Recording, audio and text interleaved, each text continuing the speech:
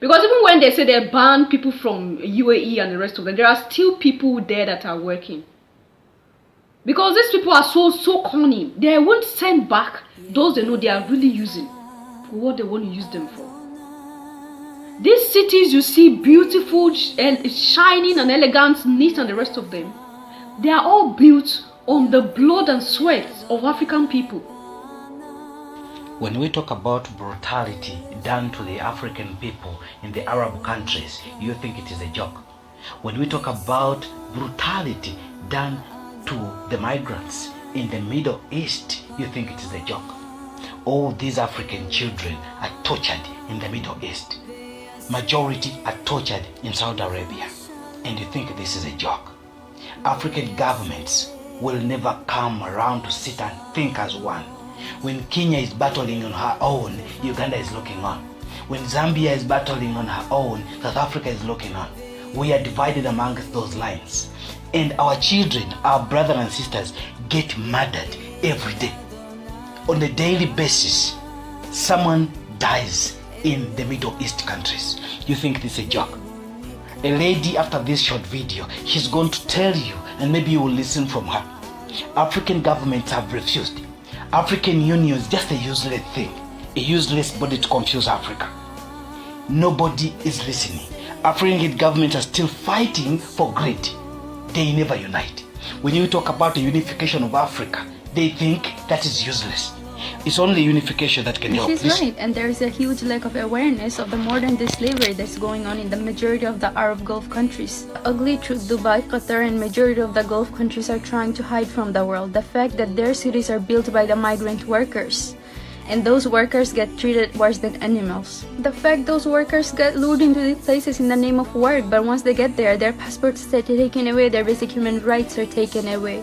Your government shuts down the tourist attraction while the excessive heat of the desert, but they expect the workers to continue working. And if they refuse to work, it will lead to deportation or even worse is jail. Now, unsurprisingly, 2 migrant workers are committing suicide every single week. Behind the dazzling exteriors and skyscrapers lies the heartbreaking stories of migrant workers.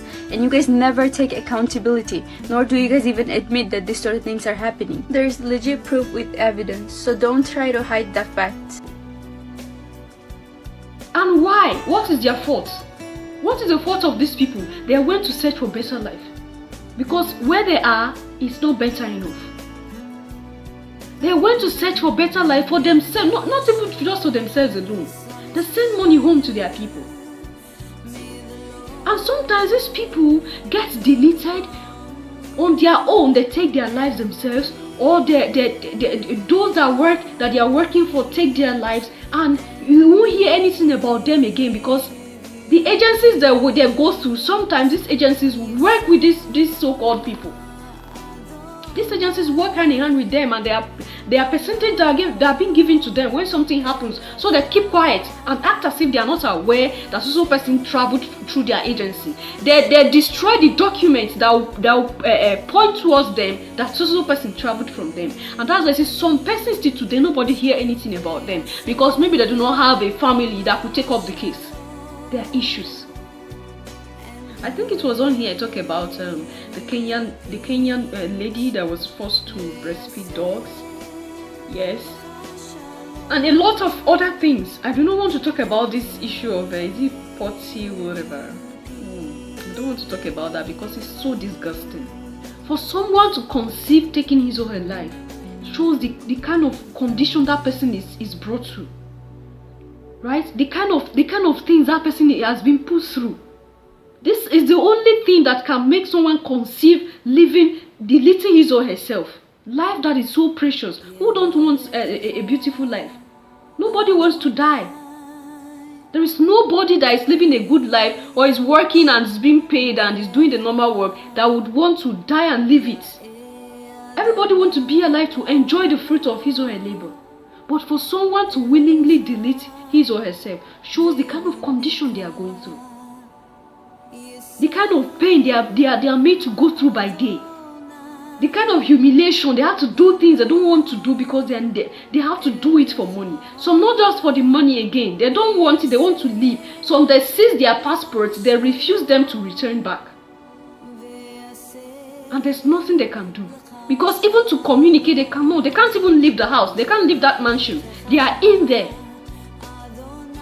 It's like they are kidnapped already, because this is it. They are not free anymore. And we have people that are there.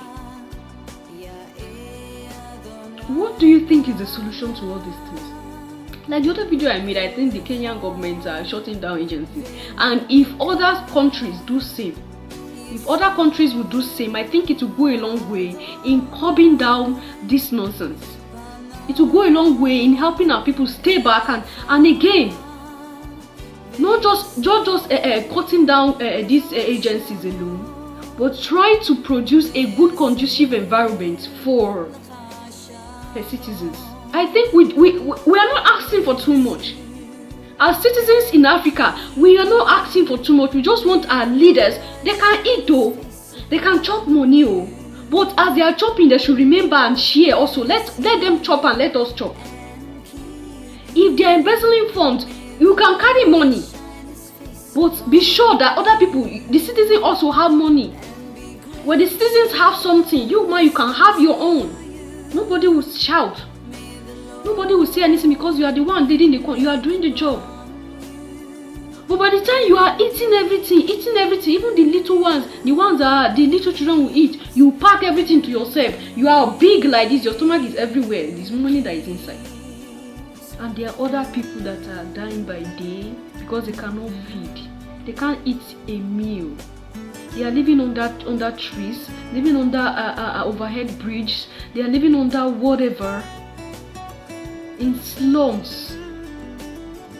If you have people living in slums as a leader in a country, you have people living in slums, people living in containers, people living under whatever, it shows that something is wrong with your leadership. And it's quite unfortunate that they don't even see these things. By the time they are there, they are there. Let's pray for Africa. Collective prayer. In your daily prayer, in whatever you do, whatever you believe in, pray for Africa, for a change. And then with our little talking like this, let's create more awareness. Know your right. When you hear something, put it there, as in, let people know. Let people know this is what you are going through, this is what is happening. Call 1 or 2 persons, let's spread the word, and then it goes. But by the time things happen and then nobody is saying anything, everybody is like, calm. How do we know something is wrong? When you see something wrong, spread the word. Call 1 or 2 persons. Let it go out. So that people can be aware and shun it. Immediately when something is wrong, and everybody says, no, it's not right, you see, they're going to sit well. But by the time something is wrong and you're there just saying, let me just endure, let me just continue, because you are scared them, so that they don't sack you from the job. May God help us. Thank you so much for watching. Leave your comment and thought there in the section, and I'll see you in my next one. Until then, love yourself, love others, stay safe, stay positive. Bye.